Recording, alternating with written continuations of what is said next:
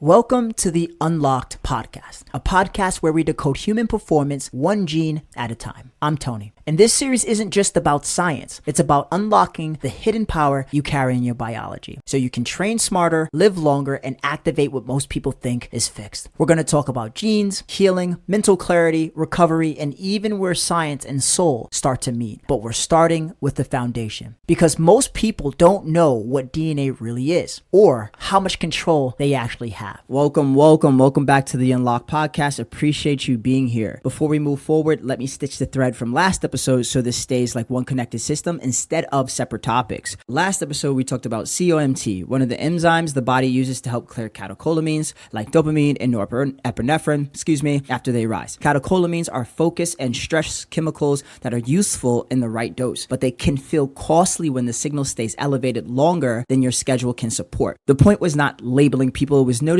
how inputs like sleep timing, caffeine timing, light exposure at night, and constant stimulation can keep the nervous system running hot, which then changes how training feels and how recovery behaves. So when you guys get a chance, please go check that out. A lot of actionable steps, lots of information, not informations, if that's a word, information to check out. Please, I encourage you. You will love it. So again, just a recap, episode 2 gave us BDNF, a plasticity signal, meaning a signal involved in how the nervous system strengthens connections through learning and repetition. Episode 3 gave us clearance, meaning how long activation chemistry stays high. Today, we're stepping into muscle architecture because force and speed are not just motivation. They are structure, recruitment, and they are energy. So today, we're talking about ACTN3. A is in apple, C is in cat, T is in Tom, N as in Nancy, and the number 3. ACTN3 is the gene that codes for alpha-actinin 3. Alpha-actinin 3 is a structural protein, meaning it helps reinforce the internal framework of muscle under load. It's expressed primarily in fast-twitch muscle fibers, the fibers that tend to contribute more during short, high-force, high-speed efforts. Fast-twitch here simply means fibers that can generate force quickly, but they fatigue sooner than more endurance-oriented fibers. If you want a quick picture of that difference, compare a vertical jump to a long incline walk. The jump is about force now. The incline walk is about sustainable output over time. To understand where alpha-actinin 3 fits, it helps to look inside muscle for a minute in plain language. Inside a muscle fiber, you have myofibrils or myofibrils. A myofibril is a long contractile bundle that does the mechanical work of contraction. Those myofibrils are built from repeating units called sarcomeres. I've never been good at that pronunciation, but hey, look, we're learning, right? A sarcomere is the basic contractile unit of muscle, the tiny segment that shortens when a muscle produces tension. If you want a mental picture that sticks, imagine a long row of tiny springs connected end to end. One spring is small. Thousands are in a row and they create real force. Each sarcomere has boundary regions called Z-disc, sometimes called Z-lines. Z as in zebra. A Z-disc is an anchoring structure, the place where parts of the contract machinery attach so the system stays aligned as force is transmitted. That's where the actinin protein live. Alpha-actinin 3 sits at the Z-disc and it helps stabilize the structure during high force contraction, especially in fast twitch fibers. There's also a closely related protein called alpha-actinin 2. Alpha-actinin 2 is expressed more broadly across muscle fibers, and it matters here because when someone does not produce functional alpha-actinin 3, alpha-actinin 2 can compensate, meaning it can cover part of that structural role. That compensation piece keeps the story grounded because it helps explain why this common variation is usually not a disease story. It's more often a performance tendency story, where the real questions are about efficiency, recovery cost, and what training signals feel most repeatable for a system. So where did the ACTN3 conversation come from in science? Here's a little context from the research history. In 1999, North and colleagues described a common ACTN3 variant called R577X. R577X is a nonsense variant, meaning it introduces an early stop signal in the code, which can prevent the full protein from being made. People who inherit the X version from both parents typically do not produce functional alpha-actinin 3. Again, that's R as in rhino, the number 577, again the number, and the letter X as in X-ray. This stood out because it was common in healthy humans. That pushed researchers toward a trade-off model, meaning a variation can be neutral for health while still influencing performance tendencies under specific demands.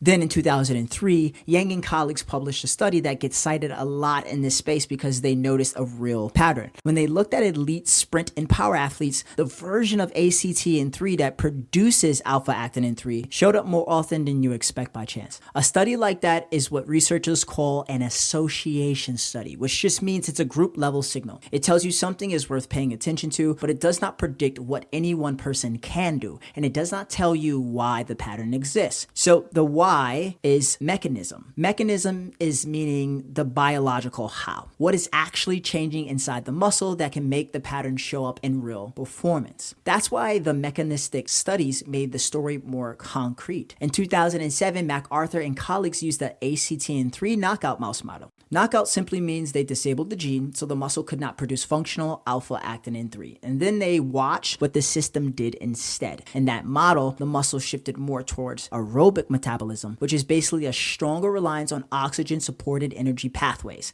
the kind that tends to support longer duration output and fatigue resistance. Then in 2008, the same research group went deeper and the trade-off side became clearer. In the knockoff model, peak force production was lower and the muscle showed features that look more oxidative. Oxidative just means the tissue is behaving in a way that leans more on oxygen-based energy processing, which usually supports sustained work more than all-out explosive work. So the clean takeaway is not that ACTN3 decides what you are. The useful takeaway is that alpha-actinin-3 appears to support fast fiber structure under high force demands. And when it's absent, muscle tends to shift toward a profile that supports fatigue resistance, sometimes with trade-offs and peak explosive output under certain conditions. Now I want to do the scan you asked for because genes are only one layer, and people feel their nervous system layer more often than they realize. Even if your muscle has a certain fiber profile, you're not recruiting a whole muscle at once. You recruit motor units. A motor unit is a motor neuron plus the muscle fiber it controls. And recruitment is the process where the nervous system selects and activates motor units to produce force. That's why strength and power are partly tissue traits and partly skill traits. If you want an exercise-based example, try a light kettlebell swing with perfect technique for 10 reps, rest and repeat. Most people feel smoother on the second set, even though nothing structurally changed in 2 minutes. What changed was coordination and recruitment. I dealt with a lot of my clients and they're like, one set should be fine. And I'm like, hey, look, the reason why we want to do the second set and the third set is because, again, you're going to get that coordination, you're going to get that recruitment. So it's really good knowledge, guys. I think you should write that down. So energy supply is the other piece that makes this practical, because even when two people can lift the same weight, the after effect can be totally different. At the center of that is ATP, adenosine triphosphate, which is just the energy currency your cells use to do the work. I'm sure you guys heard about it everywhere. Science class, Instagram, you name it.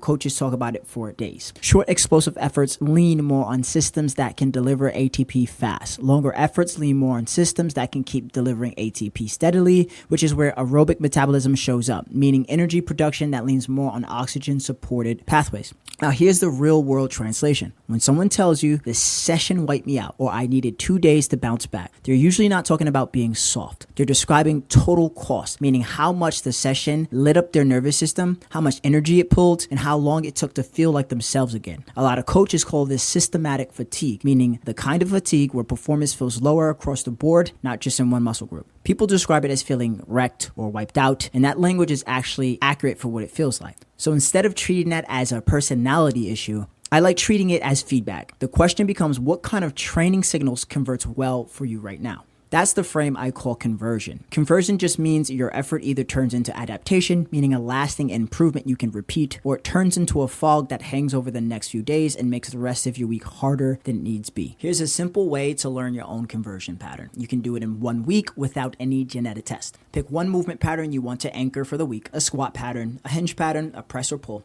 Early in the week, do a strength leaning session. Choose a load you can manage for a few sets, 3 to 5 reps, and rest long enough that your technique stays stable. If you ever hear a coach say heavy triple, that just means 3 reps with a challenging load where you can stay clean, and the 3rd rep is tough but still controlled. Later in the week, hit the same pattern but with a volume leaning session. Moderate load, sets that land around 10 to 15 reps, shorter rest, and the goal is still good movement as fatigue rises. Then you watch the readout like a coach would. That night, how did sleep feel? At around 24 hours, do you feel steady or flat? At around 48 hours, do you feel ready to train again, or do you still feel taxed? That's going to be your feedback loop. If the strength leaning day leaves you feeling sharp and your recovery is on schedule, the move is usually to keep intensity as the backbone, but avoid turning sessions into grinding work that lingers in the body for days. A simple add-on that often pairs well is a short bike interval where the work is brief and the pace is easy and long enough that the next round still feels clean. If the volume leaning day leaves you feeling better, the move is usually to build strength through rhythm and repeated high-quality reps and support recovery with a steady aerobic base. In plain terms, that can look like control sets in the 8 to 12 range and 20 to 40 minutes of conversational pace cardio, meaning you can speak in full sentences. And if you feel both styles work, but stacking everything in the same week leaves you feeling run down, it usually helps to give your body cleaner sessions, one block where strength and intensity are the lead signal, then another block where volume and aerobic base are the lead signal. Most people notice the whole week feels more predictable when the signal is less mixed. Now, I want to connect this to where the brand is headed, because I'm going to talk about cybernetics and future tech later. It should basically feel like a natural extension of what you already understand, if you've been following me from the beginning, that is. So, quick definition, cybernetics is about feedback loops, meaning you make a change, you observe what comes back, and you adjust. Biology already works the same way. If you push intensity hard for a few days and sleep gets lighter, moods get shorter, and the next workout feels flat, even though the plan looked perfect, that's not a character flaw, that's the system giving you information. When you start treating training, sleep timing, light exposure at night, caffeine timing, and stress load as part of the same systems, you stop guessing, you steer. That mindset is exactly what wearables and readiness scores are trying to support, because those tools are built to reflect the same inputs and outputs you can already learn to notice. And ACTN3 fits into the longer arc because it's a structural story. We're talking about architecture under load and how the body distributes costs. Those themes come back later when we talk about precision training, rehabilitation, and eventually bio-integrated tech that helps people train and recover with more control. Before we close, let's recap ACTN3 thread and one clean pass. So 1. ACTN3 is connected to alpha-actinin-3, a structural protein associated with fast twitch fibers and force transmission at the Z-disc. 2. The research story moves from a common human variant to athletic group patterns to mechanistic insights from knockout models, right? The practical takeaway is not a label. The practical takeaway is learning what your system converts cleanly, then using feedback to choose signals that you can repeat. The next 2 episodes are going to be something special, and they're designed to widen the frame and make the series feel more human and usable. After those 2 special episodes, we're going to get into the MTHFR gene, and we're going to connect it to energy, stress load, and real-world decisions people are making around nutrition, recovery, and cognition. Now, remember, as we always close out, these 6 words: your biology listens, live like it.